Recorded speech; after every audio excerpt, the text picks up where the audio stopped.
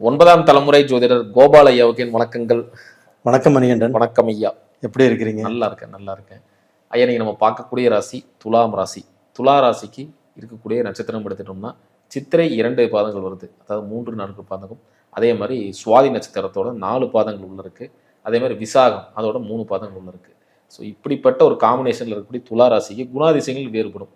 So அப்படி இருக்கும்போது நம்ம நட்சத்திரம் ரீதி எடுக்கும்போது சித்திரை நட்சத்திரம் 3-4 பாதங்கள் கொண்ட அவங்களோட குணாதிசயங்கள் எப்படிங்க இருக்கும்? அதாவது சித்திரை, சுவாதி, விஷாகம் இது பார்த்தீங்கன்னா துலாம் ராசியில் இருக்குது. அதில் பார்த்தீங்கன்னா சித்திரை நட்சத்திரக்காரர்கள் எப்படி இருப்பாங்க? சித்திரை நட்சத்திரம், இந்த நட்சத்திரத்தில் பிறந்தவர்களுக்கு எப்பவுமே வெள்ள மனசு, யாரையும் புண்படுத்தக்கூடாது, யாரையும் மனசு நொந்து போகக்கூடிய அளவுக்கு நடந்துக்க கூடாது. அது போக பார்த்தீங்கன்னா நம்மளால முடிஞ்ச வரைக்கும் பிறருக்கு உதவி செய்யணும் அப்படிங்கிறதா அவங்களுடைய எண்ணம். ஆனால் இவங்களுக்கு கோபம் ரொம்ப ஜாஸ்தியாக இருக்கும். அது போக வேகமும் ரொம்ப ஜாஸ்தியாக இருக்கும். ஒருத்தர் போய் அடிடானா அடித்து நொறுக்கிட்டு வந்துடுவார். அது மாதிரியான இவங்க பார்த்தீங்கன்னா ஒரு பெரிய ஆள்கிட்ட இவங்க அடியாளாக இருக்கிறாங்க அப்படின்னா அவங்க சொன்னதே அப்படியே கேட்பாங்க.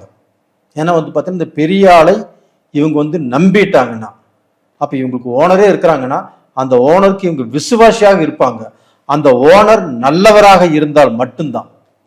அந்த ஓனர் சரியில்லைன்னு வச்சுக்கோங்க, அவரையே எதிர்த்து கொள்ளக்கூடிய அளவுக்கு இந்த சித்திரை நட்சத்திரக்காரர்கள் எதிரியுடைய பலத்தை பற்றி கவலையப்பட மாட்டாங்க. அப்படிப்பட்டவர்கள் தான். ஆனால் அவர்களுக்கு பார்த்தீங்கன்னா அவங்கள நம்பலாம். ஏன்னா அவங்களுக்கு பார்த்தீங்கன்னா வெள்ள மனசு, யாருக்கும் துரோகம் செய்யாத எண்ணங்கள். ரெண்டாவது பார்த்தீங்கன்னா இவங்களுக்கு வாழ்க்கையில ஒரு 30 வருஷம் 35 வருஷ காலங்கள் கஷ்டப்பட்டுட்டே இருப்பாங்க.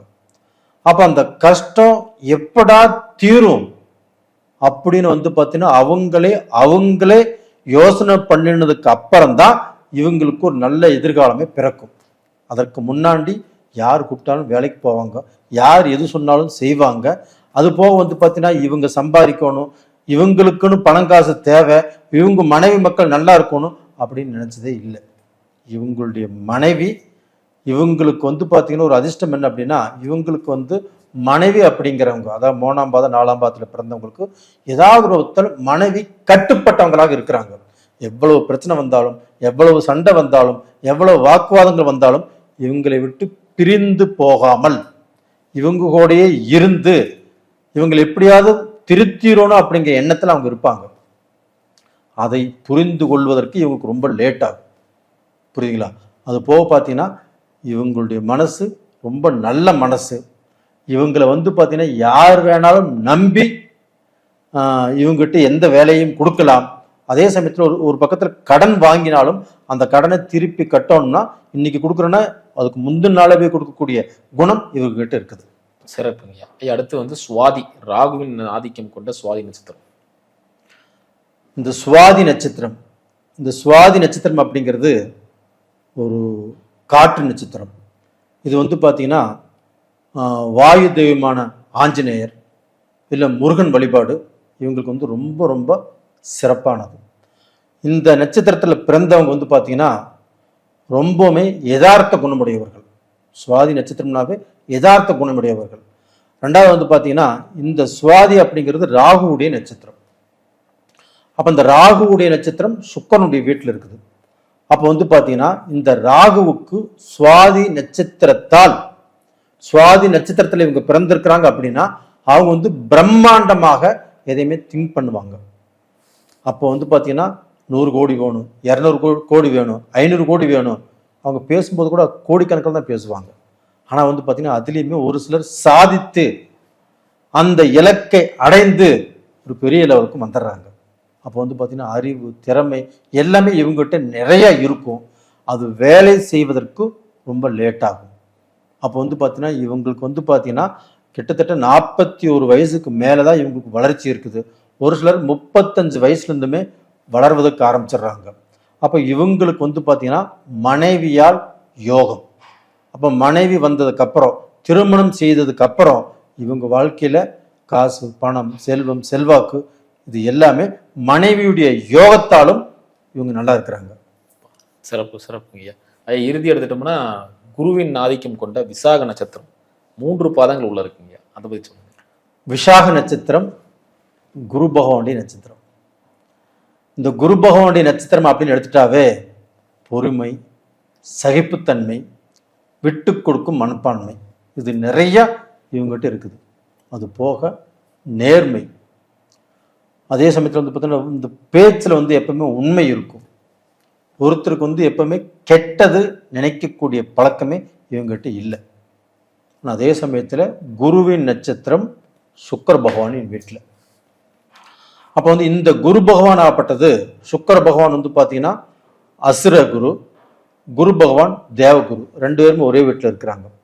அப்படி இருந்துட்டாலுமே இந்த குரு பகவான் அந்த சுக்கிர பகவானுக்கு எந்த ரூபத்திலும் எந்த கெடுதலையும் நினைக்கிறதே இல்லை.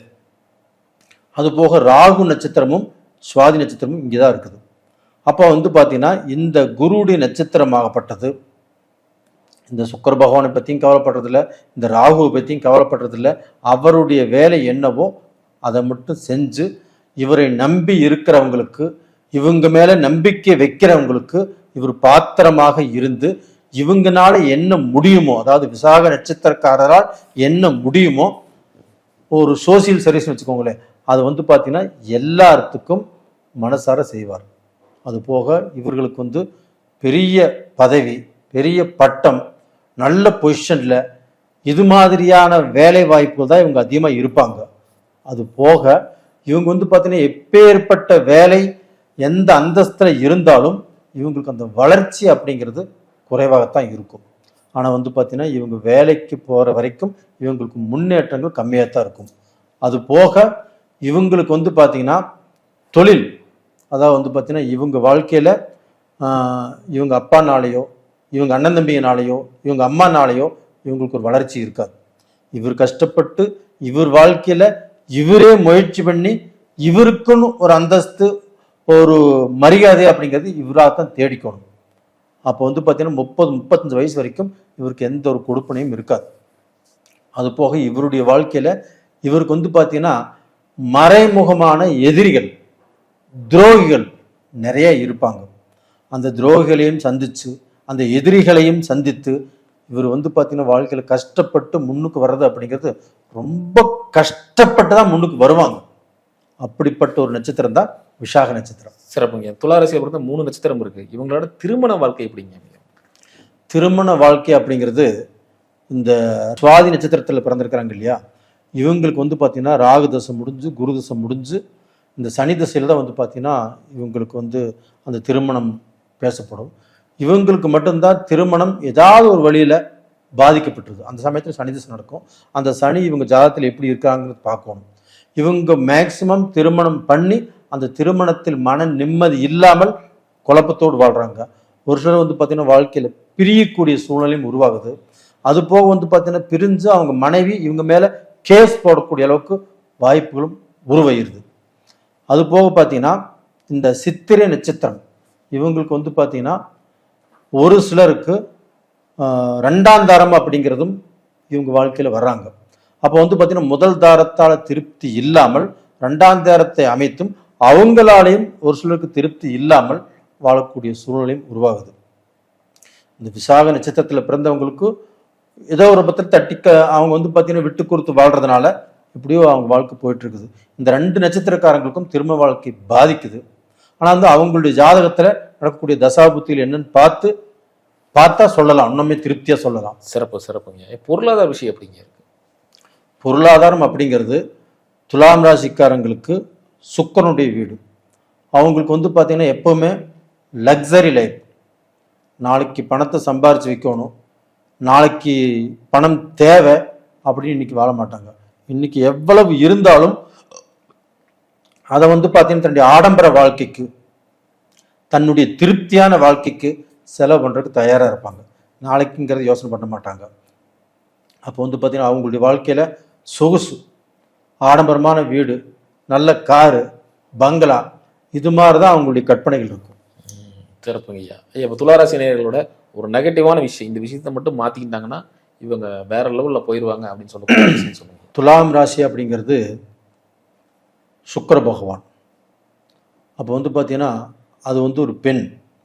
அப்போ வந்து இவங்க வந்து பார்த்தீங்கன்னா துலாம் ராசியில் பிறந்தவர்கள் பெண்கள் விஷயத்தில் ஒரு பெண்ணை நம்பி நிறைய பேர் ஏமாந்து போயிடுறாங்க.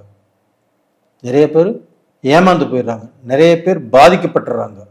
நிறைய பேர் வந்து பார்த்தீங்கன்னா இந்த பெண்ணினால் வாழ்க்கை கிடைக்கும்னு சொல்லி அவங்களுக்கு எவ்வளவோ செலவு பண்ணி இதுலேயே ஏமாந்து போயிடுறாங்க. அப்போ வந்து பார்த்தீங்கன்னா பெண்களை நம்பலாம். அந்த பெண்கள் யார் எவர் என்ன அப்படின்னு முழுசாக தெரிஞ்சுக்கிட்டு முழுசாக நம்பலாம். அதுக்கு முன்னாடி இவங்க செலவு பண்ணுறாங்க வச்சுக்கோங்களேன், அந்த செலவு போனாலும் பரவாயில்லன்னு சொல்லிட்டு அந்த பெண் சரியில்லைன்னா அவங்க திரும்பி வந்துடலாம். ஆனால் ஒரு சிலர் திரும்பி வர்றதில்லை. அப்போ அந்த பெண்ணுடைய ஞாபகம், பெண்ணுடைய எண்ணம், அந்த பெண் மேலேயே பைத்தியம், இது மாதிரி நிறைய குழப்பத்துக்கு ஆளாயிடுறாங்க. அதில் மட்டும் கொஞ்சம் ஜாக்கிரதையாக இருக்க சொல்லுங்க. இப்போ பெண்ணாக இருந்தால் ஆணுக்கு அதே மாதிரி நிகழுமா? இப்போ வந்து பார்த்தீங்கன்னா பெண்களுக்கு ஆண்கள் மேலே அப்படி இல்லை. அந்த பெண் வந்து பார்த்தீங்கன்னா யாரை நம்பினாலும் அந்த பெண்ணே வந்து பார்த்தீங்கன்னா தவறானவங்களை நம்பிடுறாங்க. தவறானவங்களை நம்பும் போது தவறான பலன் தான் கிடைக்கும். அப்போ அந்த பெண்களும் அதில் வந்து பார்த்தீங்கன்னா ரொம்ப கேர்ஃபுல்லாக இருக்கிறது நல்லது. சிறப்புங்க. வழிபாடு இருந்தால் சொல்லுங்க. வழிபாடு அப்படிங்கிறது இவங்களுக்கு வந்து எல்லாருமே இந்த சுக்கிர பகவானை, அதாவது வந்து பார்த்தீங்கன்னா மகாலட்சுமி வெள்ளிக்கிழமை அன்னைக்கு அந்த சுக்கிர பகவானை கும்பிட்டு வர்றது ரொம்ப ரொம்ப நல்ல விஷயம். அது போக வந்து பார்த்தீங்கன்னா இது காற்று ராசி, அதனால் வந்து பார்த்தீங்கன்னா வாயு தெய்வம் ஆஞ்சநேயரையும் அது போக முருகப்பெருமானையும் கும்பிடுறது நல்ல விஷயம். சிறப்புங்க. ரொம்ப அற்புதமாக சொன்னீங்க. மீண்டும் அடுத்த காலில் சந்திக்கலாம். நன்றி மணிகண்டன். நன்றிங்க.